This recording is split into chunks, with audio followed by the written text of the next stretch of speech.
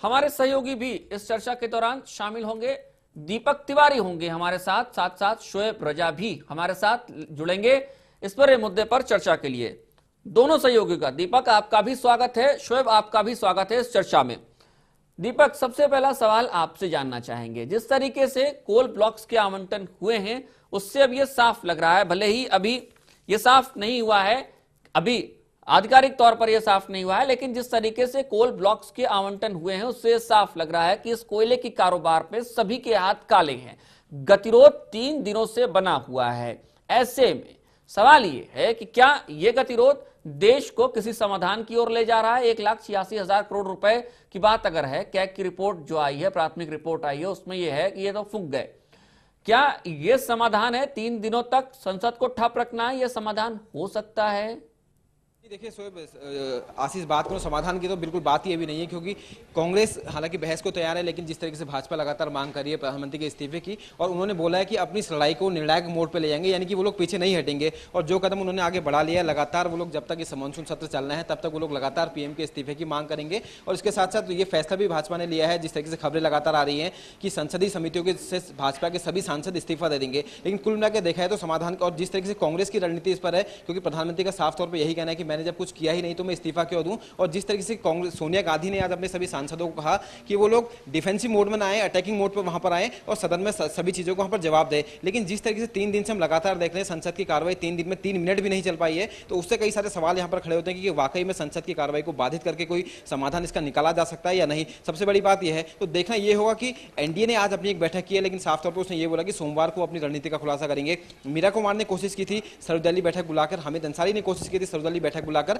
ताकि इस गतिरोध से निपटा जा सके और संसद की कार्रवाई सुचारू रूप से हो सके, क्योंकि कांग्रेस बहस के लिए तैयार है। लेकिन भाजपा साफ तौर पर यही कह रही है कि जब प्रधानमंत्री मनमोहन सिंह इस्तीफा देंगे उसके बाद ही हम लोग बहस करेंगे। यानी कि अगर दोनों ही लोग अपने रुख पर, अड़ियल रुख पर कायम रहते हैं तो निश्चित तौर पर समाधान की तरफ जा रहा है, ऐसा तो हम लोग नहीं बोल सकते।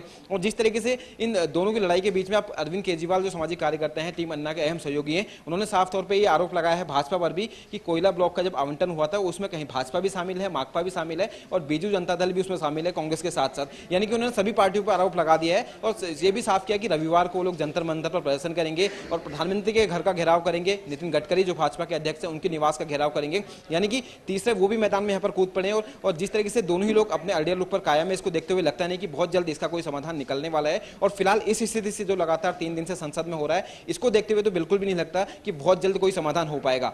आशीष।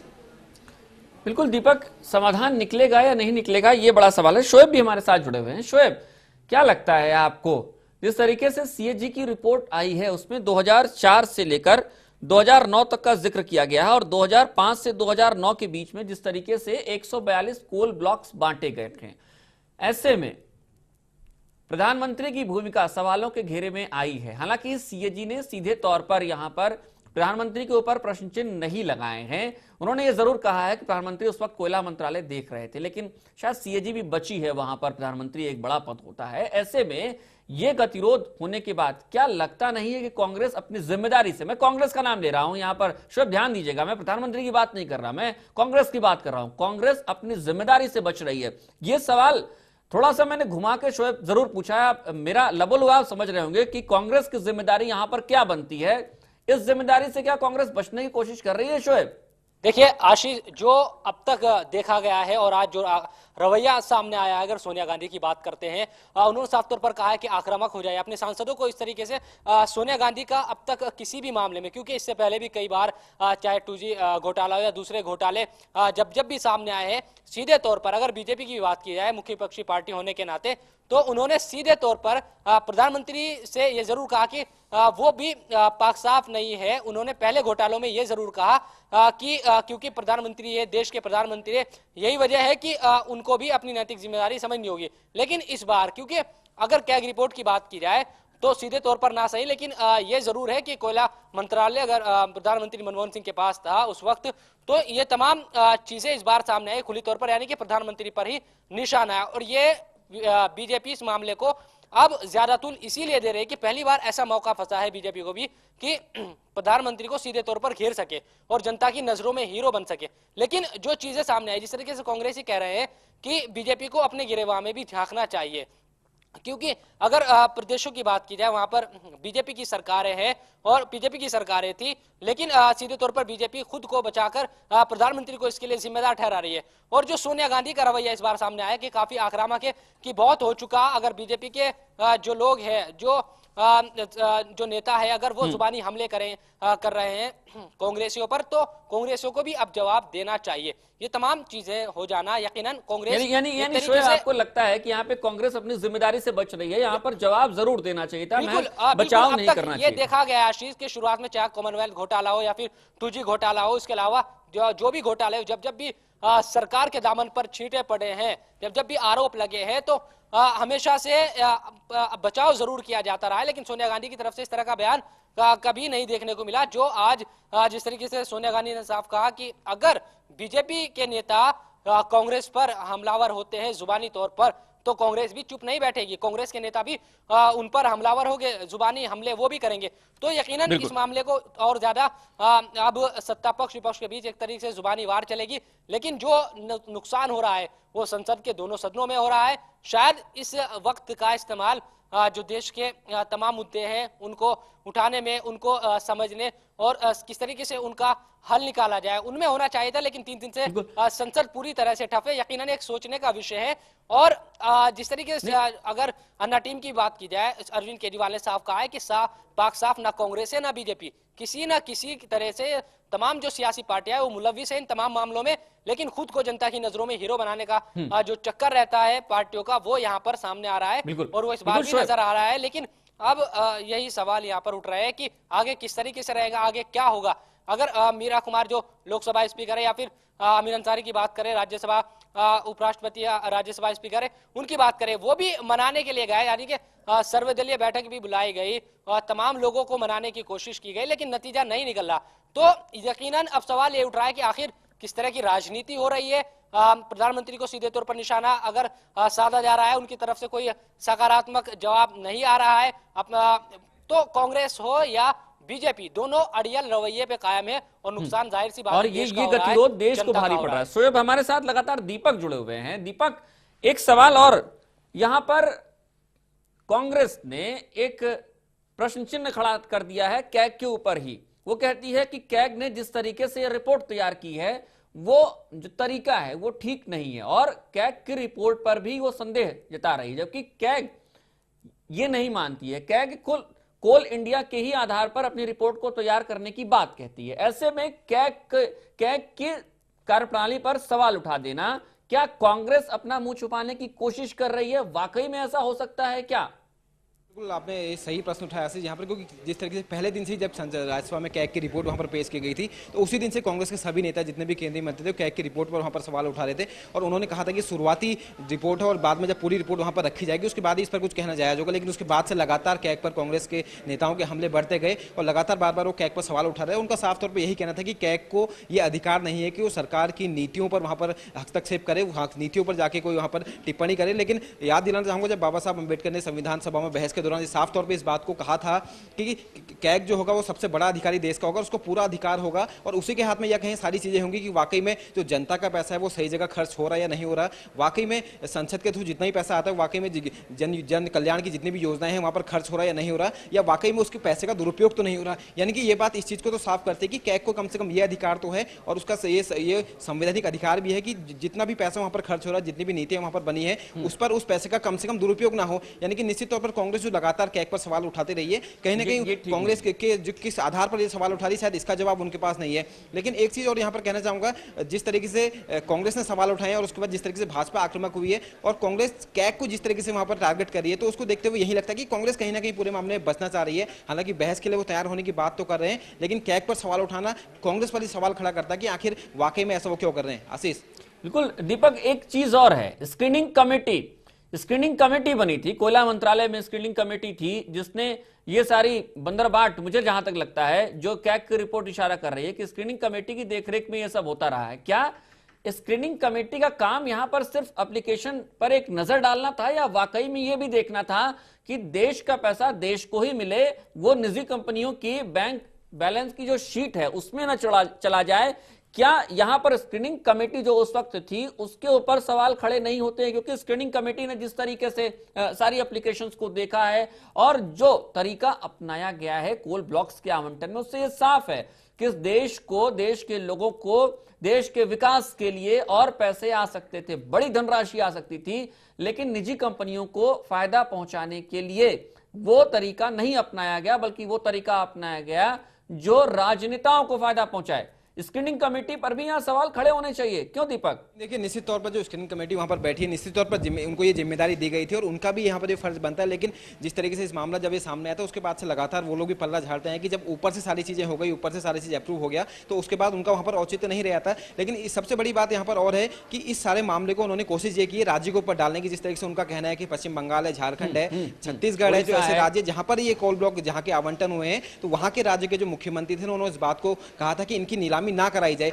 लेकिन ये दलीलें वो यहाँ पर दे रहे हैं, लेकिन क्या वाकई में जो वहाँ का उसका उस समय उसका मुखिया था जो सारी चीजें देख रहा था, क्या उसकी जिम्मेदारी यहाँ पर नहीं बनती थी? क्या उसको ये सारी चीजें नहीं सोचनी चाहिए थी कि अगर ऐसी चीजें हो जाएंगी, बिना नीलामी के ही कोल ब्लॉक आवंटन हो जाएंगे, तो 1,86,000 करोड़ रुपए का जो पैसा निजी कंपनियों के पास गया, जिन कंपनियों को फायदा पहुंचाया गया, क्या वो पैसा सरकार के पास आ सकता था? और निश्चित तौर पर वो पैसा कई ऐसी योजनाएं वहां पर उस पैसे से शुरू की जा सकती थी जिसकी वजह से शायद लोगों को इसका फायदा मिलता, लेकिन वहां पर ये सारी चीजें नहीं हुई। तो कुल मिलाकर स्क्रीनिंग कमेटी हो या जो भी उस समय उसका मुखिया था, तो उनके ऊपर भी निश्चित तौर पर यहाँ पर सवाल उठते हैं। अगर वाकई में ऐसा था, उनको लगता था कि कुछ गलत हो रहा, तो उनको भी वहां पर आपत्तियां लगाई जानी चाहिए थी, क्योंकि बात जनता के पैसे की थी। पैसा उनकी जेब से नहीं जा रहा था, पैसा जनता का था, जनता की जेब से वो पैसा जा रहा था। और शायद उन्होंने उस समय आपत्ति लगाई होती तो निश्चित तौर पर जो पैसा निजी कंपनियों की जेब में गया, निजी कंपनियों को जो फायदा वहां पर पहुंचाया गया है, उस पैसे से निश्चित तौर पर कई सारी ऐसी योजनाएं शुरू की जा सकती थी, या कह सकते हैं कि शुरू हो जाती, जिसका सीधा फायदा जनता को मिलता। आशीष, बिल्कुल दीपक, हमारे साथ शोएब भी बने हुए हैं। शोएब, आपसे भी सवाल यही है, चर्चा यही है कि क्या वाकई में स्क्रीनिंग कमेटी जो उस वक्त बनाई गई थी, कोयला मंत्रालय की जो स्क्रीनिंग कमेटी थी, स्क्रीनिंग कमेटी ने अपना काम ठीक तरीके से किया है? जो कोल ब्लॉक्स के आवंटन हुए हैं, 44 अरब टन का कोयला है, जो कोयला इस तरीके से खुले बाजार में बेच दिया गया, अगर नीलामी होती, बाकायदा निविदाएं यानी टेंडर मंगाए गए होते, तो शायद ये 1,86,000 करोड़ रुपए अनुमान के तौर पर ये और आ सकते थे, देश के विकास के लिए इनका खर्च हो सकता था। स्क्रीनिंग कमेटी शोएब क्या महज एप्लीकेशंस को एक नजर भर देखती रही, महज छांटती रही? उसका क्या उसकी जिम्मेदारी ये नहीं बनती थी कि वो कम से कम ये कोशिश करे स्क्रीनिंग कमेटी कि वाकई में जो देश का पैसा है, देश के लिए आए, खर्च हो, निजी कंपनियों तक ये पैसा न पहुंचे? 1,86,000 करोड़ रुपए और आ सकते थे देश के लिए। शोएब, देखिए आशीष, अगर इस तरह की बात की जाए कि खुद जो कमेटी है वो खुद को बचाने की कोशिश करे, तो साफ तौर पर ये जाहिर भी हो जाता है कि बगैर मिली भगत या इन तमाम चीजों के लापरवाही जरूर हुई है। मामले की जांच होगी तो यकीनन ये सामने भी आएगा कि किस किस तरीके से और कहां कहां ये तमाम चूक हुई, और ये चूक ना सिर्फ लापरवाही के चलती है, बल्कि जानबूझकर ये चूक की गई कि पता है तमाम चीजें। क्योंकि 2G स्पेक्ट्रम में भी जो मामले सामने आए थे, आपने देखा था कि पहले आओ पहले पाओ की नीति बना दी गई थी। ये तमाम चीजें की जाती है, अपनों को जब फायदा पहुंचाने की कोशिश की जाती है, या फिर अपने आप को फायदा पहुंचाने के चक्कर में निजी कंपनियों से समझौते कर लिए जाते हैं जो जिम्मेदार लोग होते हैं उनके जरिए, तो ये तमाम चीजें तब सामने आती है। और यकीनन लूट खसोट का ये इतिहास रहा है। तमाम जो नेता है, जो मंत्री रहे हैं, जब भी इस तरह के इल्जामात लगते रहे, तो बचने की कोशिश, भले ही चाहे स्क्रीनिंग कमेटी की बात की जाए, तमाम जब भी जहां भी इस मामले के पूरे तार जुड़े हुए, इस पूरे घोटाले के तार जुड़े हुए हैं, तो वहां पर यह नजर आ रहा है आशीष कि तमाम जो मिली भगत के चलते ही पूरा मामला सामने आया है। और अगर चाहे सियासी तौर पर इसको देखा जाए या फिर दूसरे जो तमाम जो अधिकारी है इस पूरे मामले में अगर बात की जाए, तो हर जगह पर यही नजर आया कि जो कोयले की कालिख है वो हर जगह पुती हुई नजर आ रही है। सियासी मंच पर अगर बात की जाए तो बीजेपी भले ही अब कांग्रेस को कोस रही हो, संसद के दोनों सदनों को ठप कर रखा हो, बीजेपी ने हंगामा कर रही हो, ये तमाम चीजें भले ही अब सामने आ रही हो, लेकिन आशीष देखिए एक इतिहास रहा है। जब भी घोटाले हुए हैं और मामलों की अगर ईमानदारी के साथ जांच हुई है, तो बहुत ही गहराई के साथ ये सामने आता है कि चाहे अधिकारी हो, उन पर चाहे दबाव की राजनीति करके उन पर दबाव बनाया गया हो, तमाम चीजें रही हो, लेकिन पता सबको होता है। अगर बात छिप जाए तो बात किसी को पता नहीं चले, लेकिन जब सामने आता है तो नजर यही आता है कि सबको सब कुछ पता था, लेकिन जानबूझकर ये तमाम चीजें आगे बढ़ाते गए, क्योंकि उनको भी लालच होता है, किसी के ऊपर दबाव होता है, राजनीतिक दबाव हो या अपने अधिकारियों का दबाव हो या किसी की लापरवाही, ये तमाम चीजें सामने आती है, लेकिन नुकसान जनता का होता है। और न सिर्फ ये करोड़ों रुपए जो जिनका घोटाला ये पूरा सामने आया है, देश के विकास में इनका इस्तेमाल होना चाहिए था, जनता के लिए इनका इस्तेमाल होना चाहिए था, बल्कि जो नुकसान हुआ है उसकी भरपाई किस तरह से की जाएगी। महंगाई बढ़ रही है, तमाम चीजें अब सामने आ रही है और इस तरह के घोटाले सामने आता है, यकीनन आम आदमी किस तरीके से उसके दिल पर बीतती है, ये तमाम चीजें यहाँ पर सोचने का विषय है कि एक तरफ आप महंगाई बढ़ रही है, लोग दो वक्त की रोटी के लिए यहाँ पर उनको नहीं मिल पा रही है, ऊपर से इतने बड़े घोटाले होते हैं, खुद देश के प्रधानमंत्री पर इस तरह के आरोप लगते हैं, संसद ठप रहती है, 3 दिन से संसद को चलने नहीं दिया जाता, ये तमाम चीजें तो यकीनन आम आदमी क्या हमारे साथ सोचेगा, दीपक भी लगातार जुड़े हुए हैं। शोएब, आपसे भी चर्चा जारी रखेंगे। दीपक, आपसे चर्चा करेंगे। सीएजी लगातार स्क्रीनिंग कमेटी को ही गुनहगार बना रही है, क्योंकि शायद उसे भी डर है कि प्रधानमंत्री तक बात उंगली नहीं उठानी चाहिए। 3 दिनों से संसद ठप है। आपके साथ हमारे एग्जीक्यूटिव एडिटर भी इस वक्त मौजूद हैं और आपसे भी और उनसे भी इस पूरे मुद्दे पर चर्चा करना चाहेंगे कि जिस तरीके के हालात बन रहे हैं, बीजेपी एनडीए बार बार कह रही है कि इस मुद्दे पर प्रधानमंत्री को इस्तीफा दे देना चाहिए। देश का इतिहास इतना लंबा इतिहास है। अशोक पांडे जी, हमारे एग्जीक्यूटिव एडिटर दीपक आपके साथ इस वक्त मौजूद हैं। आपसे भी यह सवाल है और उनसे भी यह सवाल है, देश के इस इतिहास में इस तरीके की घटनाएं होती रही हैं जब विपक्ष इतने बड़े मुद्दे पर हंगामा करता रहा है। फिलहाल की जो स्थिति है, कांग्रेस की स्थिति यहां पर विपक्ष के हमलों के सामने क्या है? क्या यहां पर कांग्रेस अपना मुंह छुपाने के लिए चर्चा की बात कर रही है, या फिर वाकई में प्रधानमंत्री को यहां पर इस्तीफा देना चाहिए था? या अगर ऐसा दोनों में से कोई समस्या का हल नहीं है तो फिर समस्या का हल हो क्या सकता है? बिल्कुल ऐसे निश्चित तौर पर जिस तरीके से 3 दिन से लगातार संसद वहां पर ठप रही है, तो निश्चित तौर पर कई सारे ऐसे विधेयक थे जो जनहित में होते, वो वहां पर पास हुए थे। कई सारी चर्चाएं वहां पर अहम होती जो लोगों के हित में होती है। अब देश के हम हालात अभी देखें तो कई जगह बाढ़ है, कई जगह आपदा आई हुई, लोग वैसे ही परेशान है, कई जगह खाद्यान्न का संकट है। तो कई सारी ऐसी समस्याएं थी जो संसद में अभी डिस्कस जिन पर किया जा सकता था और शायद लोगों को उससे राहत मिलती। तो मैं पांडे जी से इस पर बात करेंगे। सर, आपसे जानना चाहेंगे, जिस तरीके से 3 दिन से लगातार संसद नहीं चल रही है, लगातार विपक्ष हंगामा कर रहा है, प्रधानमंत्री के इस्तीफे की बात कर रहा है, तो क्या आपको लगता है जिस तरीके से लगातार एक चलन सा हो गया संसद में किसी मुद्दे को लेकर सदन को ना चलने देना? दीपक, जब से मनमोहन सिंह की का जो दूसरा कार्यकाल है, इसमें लगभग हर संसद सत्र में ये स्थिति होती है कि हजारों घंटे हमारी समस्या अब तक इस सरकार के बर्बाद हो चुके हैं। प्रति मिनट देखा जाए तो इस देश की जनता का लाखों रुपया बर्बाद हो रहा है। दूसरी सबसे बड़ी बात है, सभी विपक्षी दल मनमोहन सिंह का इस्तीफा मांग रहे हैं और ये बिल्कुल तय है कि मनमोहन सिंह इस्तीफा देने वाले नहीं हैं। तो ये बात ही बिल्कुल निरर्थक हो जाती है। आप अपनी बात सदन में रखें, विरोध करें, हंगामा करें, वो सब तो ठीक है, लेकिन सदन की कार्रवाई चलने दें। और जैसा कि मैंने कहा कि इस मनमोहन सिंह के इस रिजीम में विपक्ष की भूमिका बहुत ही नकारात्मक है। कई मुद्दों को, चाहे वो भ्रष्टाचार का मुद्दा हो, काले धन का मुद्दा हो, चाहे आरक्षण का मुद्दा हो, पिछले सत्र में भी जब ये बातें आई थी तो कई दिन तक संसद ठप रही थी। लोकतंत्र की बड़ी विडंबना है और मैं इसे बहुत ही दुर्भाग्यपूर्ण मानता हूँ।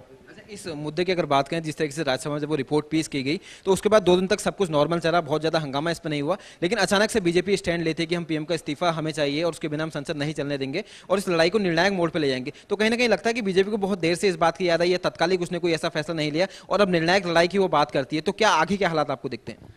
देखिए, भारतीय जनता पार्टी पिछले 2 सत्रों से जहाँ तक मुझे लग रहा है कि वो 2014 को दृष्टिगत करते हुए सारी बातें उठा रही है। जब ये रिपोर्ट सदर पटल पर पेश हुई उस दिन उन्होंने कुछ नहीं किया। 2 दिन बाद अचानक उनको बुखार सा आता है और वो कहते हैं कि अब प्रधानमंत्री मनमोहन सिंह का इस्तीफा ही चाहिए। पिछली बार भी आपको याद होगा, उन्होंने कहा था कि प्रधानमंत्री मनमोहन सिंह किसी कीमत पर स्वीकार्य नहीं है। कुछ नहीं हुआ, 5-6 दिन पिछली बार संसद नहीं चली। चिदंबरम का भी इस्तीफा चाहिए, उसके बिना कुछ मंजूर नहीं है। तो विपक्ष को आके मुद्दों पर बहस करनी चाहिए, अपनी बात मनवाने के दूसरे रास्ते, और सीधे प्रधानमंत्री इस्तीफा दें, चिदंबरम इस्तीफा दें। इस्तीफा तो है नहीं, कोई विकल्प नहीं, और ये वो जानते हैं कि कोई इस्तीफा देने वाला नहीं है। व्यर्थ में देश का और जनता का समय बर्बाद कर रहे हैं। सवाल यहाँ भी ये भी है कि आखिर क्यों ऐसा है कि हम ये उम्मीद नहीं कर सकते हैं कि प्रधानमंत्री इस्तीफा नहीं देंगे। विपक्ष यहाँ पर बिखरा हुआ है, विपक्ष यहाँ पर कमजोर है, ये बात साफ है। विपक्ष की स्थिति नकारात्मक है, ये भी साफ है। लेकिन प्रधानमंत्री के इस्तीफे की मांग बार बार उठती है, सरकार के खिलाफ आवाज उठती है विपक्ष की, विपक्ष की आवाज बेहद कमजोर है, ये भी साफ है। लेकिन प्रधानमंत्री इस्तीफा नहीं देंगे, ये कैसे तय मान लिया जाए?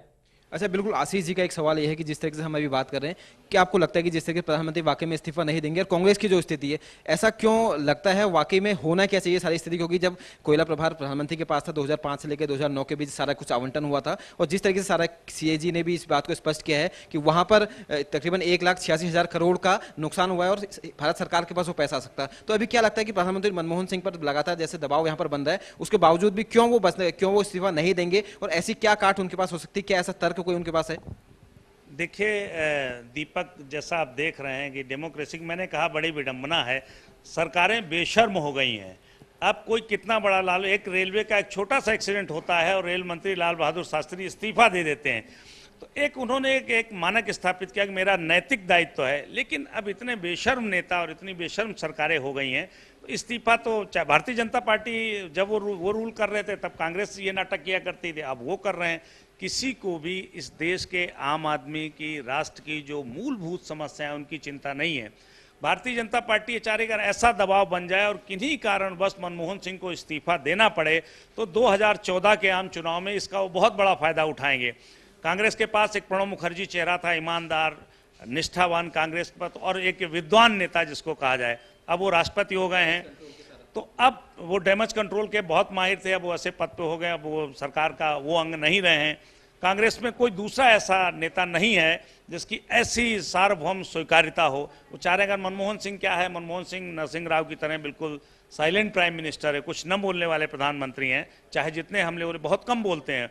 यदि मनमोहन सिंह को इस्तीफा देना पड़ता है तो कांग्रेस के पास ऐसा कोई आदमी नहीं है जो सबको स्वीकार हो।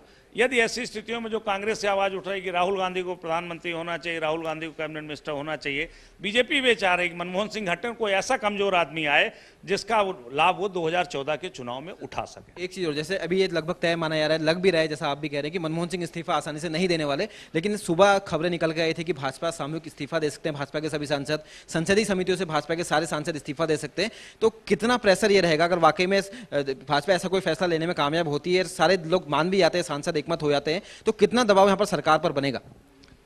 देखिए दीपक, पिछले सत्र में भी आपने देखा ऐसे कई बार मुद्दे आए हैं, लेकिन भारतीय जनता पार्टी ने कभी भी ऐसा साहस नहीं किया है। सारे सांसद जो चुन के आए हैं वो ये जोखिम नहीं उठा सकते, और भारतीय जनता पार्टी जो अपने को बड़े राष्ट्रवादी और तमाम तरह के उनके ऊपर तमगे लगे हुए हैं राष्ट्रभक्ति के उसके, लेकिन कोई भी सांसद जो एक बार चुन के आ गया वो कोशिश करता है कि वो 5 साल रहे, क्योंकि वो बीच में छोड़ना नहीं चाहता। जो सुख सुविधाएं हैं, भारतीय जनता पार्टी भी नाटक ही कर रही है, उनके सांसद सामूहिक इस्तीफा देने वाले नहीं है। बहुत बहुत धन्यवाद, आप हमारे साथ जुड़े। बिल्कुल आशीष, जैसा अशोक जी ने भी बताया, तो निश्चित तौर पर कहीं ना कहीं इतना साहस शायद भाजपा के सांसदों के पास भी नहीं है, जितने भी लोगों, क्योंकि उन्हें लगता है कि शायद वो चुनकर तो यहाँ पर आए हैं, लेकिन अगर दोबारा उन्हें मैदान में जाने का मौका मिला, दोबारा अगर उन्हें चुनाव का सामना करना पड़ गया, तो शायद उन्हें भी कहीं ना कहीं अंदर ही खाने ये भय है कि क्या इस बार वो जीत पाएंगे या नहीं जीत पाएंगे। वैसे इसमें एक बात और जोड़ना चाहूंगा, जैसे कल यूपीए की बैठक एक हुई थी दिल्ली में, और कहीं ना कहीं यूपीए को ये आभास हो गया था कि शायद ऐसी कोई स्टेप यहाँ पर भाजपा ले सकती है कि भाजपा के सभी सांसद सामूहिक इस्तीफा दे सकते हैं, या संसदीय समितियों से भाजपा के सभी सांसद इस्तीफा दे सकते हैं। तो ऐसी स्थिति में यह भी खबर वहां से आई थी कि यूपीए कहीं ना कहीं इसकी कार्ड तैयार करने की कोशिश में, और यूपी की पूरी कोशिश यही है कि तकरीबन 20 महीने का कार्यकाल यहां पर अभी सरकार का बना है, 20 महीने का वक्त है यहां पर अभी 2014 के चुनाव में। तो निश्चित तौर पर कांग्रेस की पूरी कोशिश ये रहेगी कि बजाय कि मध्यावधि चुनाव वहां पर करा दिया जाए, तो कहीं ना कहीं उपचुनाव करवा दिया जाए उन 114 सीटों पर जहां पर भाजपा के सांसद हैं। और कहीं ना कहीं कांग्रेस का इसके पीछे यह भी तर्क था कि अगर वहां पर चुनाव होता है और भाजपा अगर सारी सीटें जीत भी जाती है, तो भाजपा को बहुत ज्यादा लाभ इसका नहीं होने वाला, लेकिन कांग्रेस अगर कुछ भी सीटें यहां पर जीत जाती है,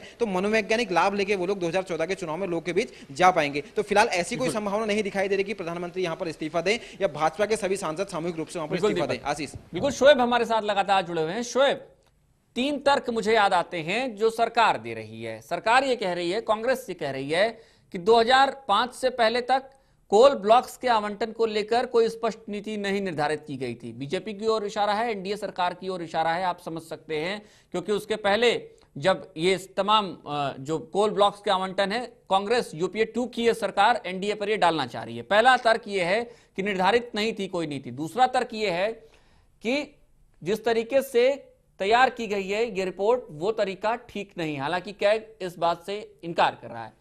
इसके अलावा तीसरा तर्क कांग्रेस ये दे रही है कि जो कुछ भी हुआ है, जिस तरीके से बांटा गया है वो ठीक है, क्योंकि अगर नीलामी होती, बहुत ऊंचे दामों पर बेचा जाता, तो ये निजी कंपनियां और ऊंचे दामों पर इसे ग्राहकों तक पहुंचाती, जिससे लोगों को ही नुकसान होता, देश को ही नुकसान होता। क्या लगता है कि ये तीनों तर्क गले के नीचे उतर सकते हैं? कांग्रेस के ये तीनों तर्क क्या मंजूर किए जा सकते हैं? देखिए आशीष, जिस तरीके से आपने कहा कि कैग पर भी सवाल, क्योंकि पहली बार इस तरह की चीजें सामने आई है। जब भी कैग की अगर बात की जाए, अगर राज्य की भी बात करें हम, तो कई राज्यों में जब विधानसभा में भी कैग की रिपोर्ट रखी जाती है या फिर इस तरह से मामले सामने आते हैं, तो अगर कांग्रेस विपक्ष में होती है, चाहे केंद्र की भी बात हम करें, जब वाजपेयी की सरकार थी और केंद्र में अगर विपक्ष की बात करें तो कांग्रेस थी, तो ये तमाम चीजें, क्योंकि अक्सर राजनीतिक पार्टियों का अब ये यही एक तरीके से कहा जाए कि एक जरिया बन गया है सत्ता पक्ष पर हमलावर होने का, कि अगर वो विपक्ष में होते हैं तो उनको जो कैग की रिपोर्ट होती है वो ठीक लगती है। इसके अलावा अब पहली बार जिस तरीके से कांग्रेस ने इस बार सीधे प्रधानमंत्री पर निशाना साधा है विपक्ष ने, और उनसे सीधा इस्तीफे की मांग पर अड़ गई है विपक्षी पार्टियां, तो अब कैग की जो रिपोर्ट है वो भी गलत नजर आने लगी है कांग्रेस को। लेकिन ये तमाम जो चीजें आ रही है वो सिर्फ राजनीतिक है, ये जनता भी समझती है और सब लोग इसको समझ भी रहे हैं।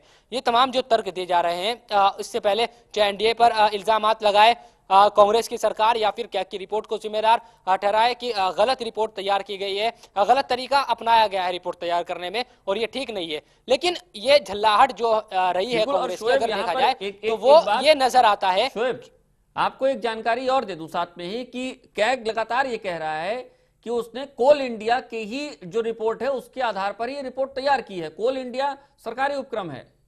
देखिए आशीष, मैंने बताया कि इस बार सीधे तौर पर प्रधानमंत्री पर निशाना है बीजेपी का। अब तक जब भी घोटाले सामने आए हैं तो किसी मंत्रालय से जुड़े हुए होते हैं। हालांकि प्रधानमंत्री होने के नाते मनमोहन सिंह को हमेशा विरोध झेलना पड़ा। हालांकि सीधे तौर पर बीजेपी भी बचती आई थी वो, क्योंकि तमाम लोग ये कहते आए थे कि प्रधानमंत्री ईमानदार है, वो मानते हैं, लेकिन उनके कार्यकाल में तमाम चीजें सामने आ रही है। जो उनका मंत्रिमंडल है वो ईमानदार नहीं है, उनमें जो मंत्री है वो उन पर लगातार सवाल उठाती आई थी बीजेपी। इस बार अगर बात की जाए तो सीधे तौर पर प्रधानमंत्री पर हमलावर है बीजेपी, और यही वजह है कि कांग्रेस ने भी अब पूरी तरीके से अपना जो डिफेंस है तमाम नेताओं ने वो शुरू कर दिया है। कैग पर सवाल उठाए गए, तमाम चीजें सामने आई। ये सवाल यहाँ पर ये उठता है कि अगर कैग की तरफ से भी जिस तरीके से आया कि उनकी जो रिपोर्ट है वो बिल्कुल सही है और कोई गलत उसमें चीजें नहीं है, लेकिन सरकार क्योंकि अपना बचाव करना है तो जाहिर सी बात है अगर अपना बचाव करेगी तो वो उसकी मुखालफत करेगी ही, और ये सामने भी आ रहा है। लेकिन यहाँ अगर चीजों को समझा जाए तो बीजेपी हो या कांग्रेस, यहाँ समझने वाली बात यह है कि सत्ता पक्ष हमेशा विपक्ष के निशाने पर रहता है। अगर कांग्रेस ही भी यहाँ पर बीजेपी की जगह होती तो वो भी इसी तरीके से हमलावर होती। लेकिन चीजें यहाँ पर यह है कि संसद को ठप करना किसी मसले का हल शायद नहीं है। यहाँ पर बीजेपी अगर एक कदम ये उठाती कि 3 दिन को संसद में 3 दिन से संसद ठप करने की बजाय वो संसद में यहाँ पर जवाब मांगती, सरकार से बहस होती, जनता के सामने भी ये तमाम सवाल यहाँ पर यही है। ये हमारे देश की राजनीति की विडंबना भी हो चली है कि जब सरकार बन जाती है जिस पार्टी की बनती है, जब वो सत्ता में आ जाती है उसके बाद उसकी राजनीतिक इच्छा शक्ति न जाने कहां खो जाती है, वो विपक्ष में ही दिखती है और इस्तीफे मांगने के लिए दिखती है। हमारे साथ दीपक जुड़े हुए हैं। दीपक, आपसे भी वही सवाल मैं दोहराना चाहूंगा। 3 तर्क दिए हैं सरकार ने। वो कह रही है कि पॉलिसी निर्धारित नहीं थी, कैग की रिपोर्ट उस पर संदेह है, और साथ ही साथ ये भी कह रही है कि अगर कोयला ऊंचे दामों पर हम कंपनियों को देते कोयला खदाने तो कोयला भी ऊंचे दामों पर मिलता लोगों को, देश के लोगों को। क्या ये तीनों तर्क, हालांकि तर्क कई हैं, तमाम नेता अपने अपने हिसाब से तर्क दे रहे हैं, कांग्रेस के तमाम नेता सब बयानबीर इस वक्त बने हुए हैं, आपको क्या लगता है दीपक, जो खबरें हैं, ये जो तर्क हैं, उन तर्कों को क्या स्वीकार किया जा सकता है पहली दृष्टि में? नहीं, बिल्कुल देखिए, पहला तो जो कि सारी चीज़ें शुरू हुई कैग की रिपोर्ट से हुई, तो पहले मैं कैग की रिपोर्ट पे बात करना चाहूँगा।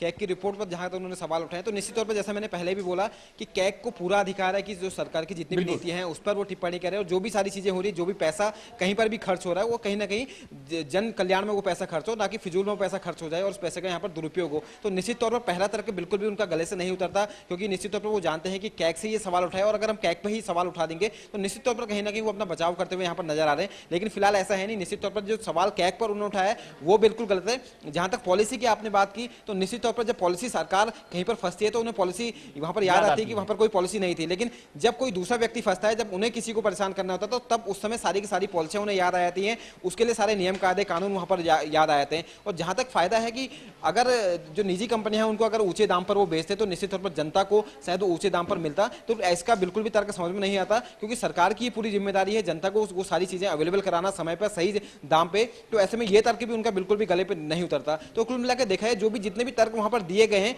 हालांकि सरकार बहस की बात कर रही है कि हम लोग बहस के लिए तैयार हैं, शायद बहस अगर वहां पर होगी तो निश्चित तौर पर इन सब सारी चीजों पर विस्तृत चर्चा होगी, क्रॉस क्वेश्चन वहां पर होंगे तो कई सारी चीजें और निकलकर सामने आएंगी। हो सकता है कि ऊपरी तौर पर ये सारी चीजें समझ में ना आए और अंदरूनी इसके कई सारी चीजें और भी हो जो टेक्निकल चीजें हो जो शायद लोगों को समझ में नहीं आ रही है और जिस पर शायद बीजेपी को भी लगता है कि अगर वो लोग बहस करेंगे तो बहुत ज्यादा फायदा उनको नहीं होने वाला। लेकिन फिलहाल शुरुआती तौर पर जो सीधे उन्होंने कैग की रिपोर्ट आने के बाद ही 3 तर्क सामने दे दिए, बिना सोचे समझे दोपहर में कैग की रिपोर्ट पेश की जाती है और शाम को ही सरकार के जितने भी मंत्री हैं नेता वो बयान देते हैं और ये सवाल खड़े कर देते हैं वहां पर, तो ये तो बिल्कुल भी गले वहां से तोड़ता नहीं दिखाई दे रहा है। आशीष।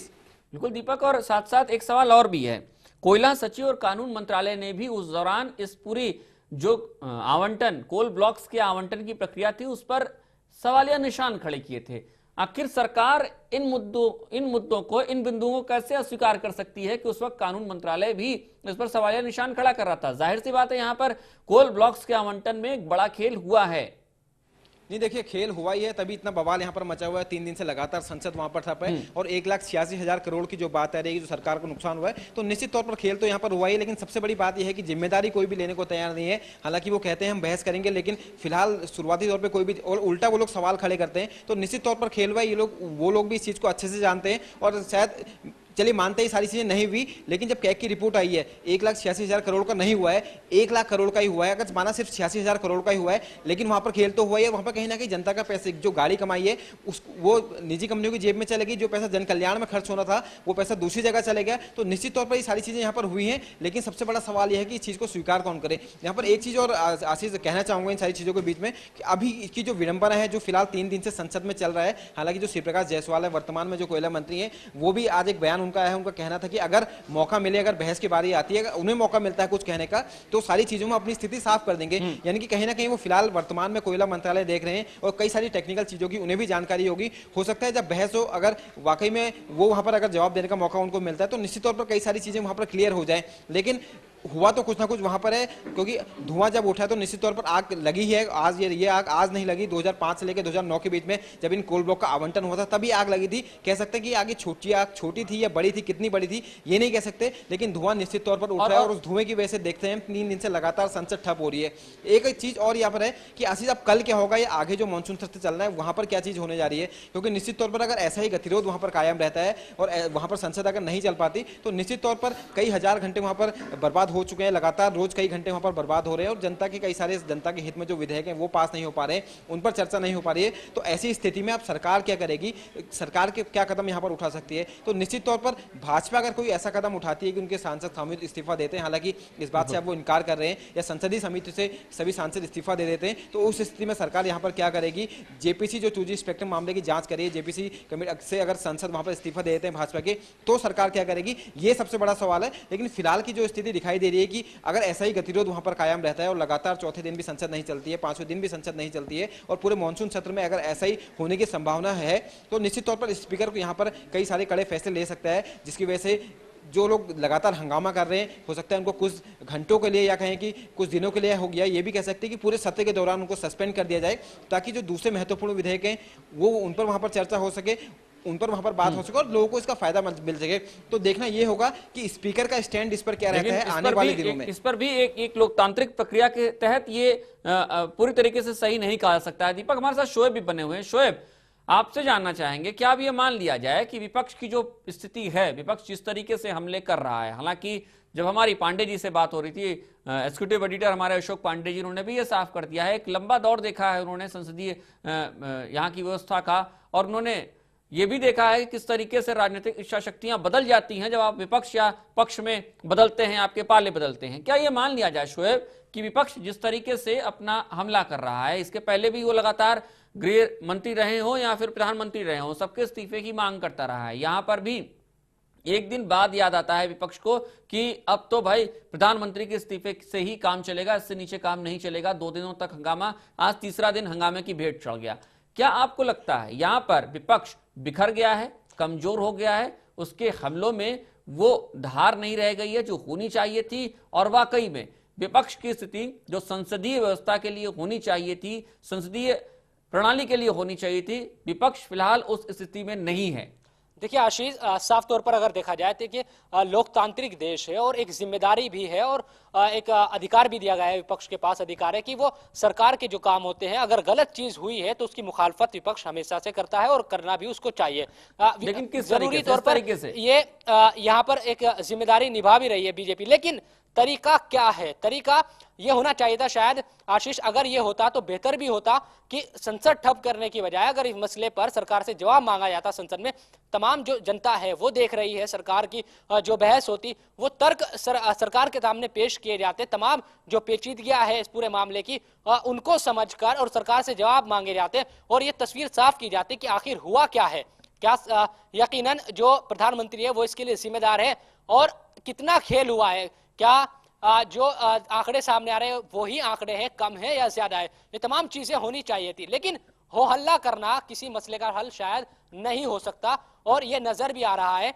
हाँ, बीजेपी अगर चाहे तो इस मसले को जिस तरीके से अभी जब मानसून सत्र की शुरुआत हुई तो कई सरकार की तरफ से ये कहा गया था कई ऐसे विधेयक है, कई बिल है जो इस मानसून सत्र में पास करने की कोशिश की जाएगी, रखे जाएंगे संसद में, लेकिन ऐसा मुमकिन नहीं हो पाया। पिछले 3 दिनों से जिस तरीके से संसद ठप है, तमाम जो चीजें हैं वो रुकी हुई है। बीजेपी को शायद यहाँ पर अपनी जिम्मेदारी ये समझनी चाहिए थी कि वो मुख्य विपक्षी पार्टी है और तमाम जो मुख्य जो विपक्ष के जो सांसद है वो भी यहाँ पर अपनी जिम्मेदारी समझते हैं कि इस मसले को उठाते, वो तकनीकी तौर पर भी इस मामले को उठाते, सरकार से जवाब मांगते जनता के सामने भी, ताकि जनता को भी तो ये मामला पूरा अच्छी तरीके से समझ आए कि आखिर हो क्या रहा है। कोयला आवंटन घोटाला हुआ है, ये तमाम चीजें मीडिया और जिस तरीके से बीजेपी हंगामा कर रही है उसकी वजह से आम जनता समझ रही है कि कोई घोटाला हुआ है, कोयले में बड़ा खेल हुआ है, लेकिन हकीकत में किस तरीके से हुआ है, क्या ये तमाम जो चीजें रही है तकनीकी तौर पर, शायद बीजेपी को अब समझना चाहिए कि हंगामा करना किसी मसले का हल नहीं, बल्कि हकीकत में अगर इस पहलू को जनता के सामने लाना है, सरकार की किरकिरी अगर बीजेपी को करनी है और प्रधानमंत्री को जिस तरीके से उन पर निशाना साफ तौर पर प्रधानमंत्री है, तो वो संसद में तर्क पेश करे, अपने सरकार से जवाब मांगे, बहस करे, ताकि जनता भी समझे कि आखिर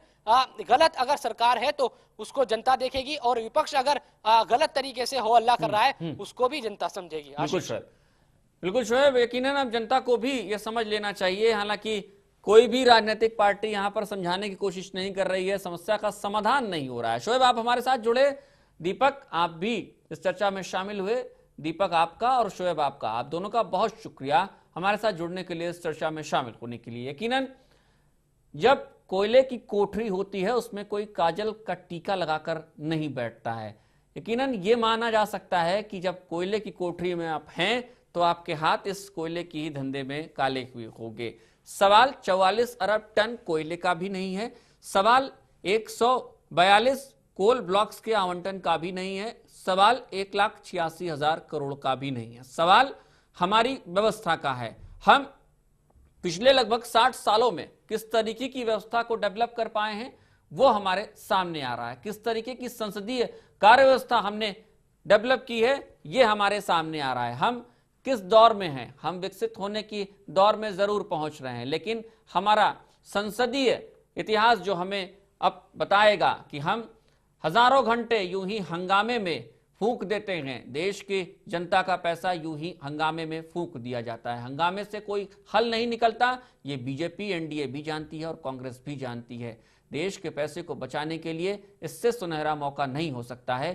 कोयला ब्लॉक्स के आवंटन के मामले पर चर्चा होनी चाहिए, दोषियों को सजा मिलनी चाहिए, लेकिन हंगामे के साथ नहीं। फिलहाल खास खबर में इतना ही, मुझे दीजिए अनुमति, नमस्कार।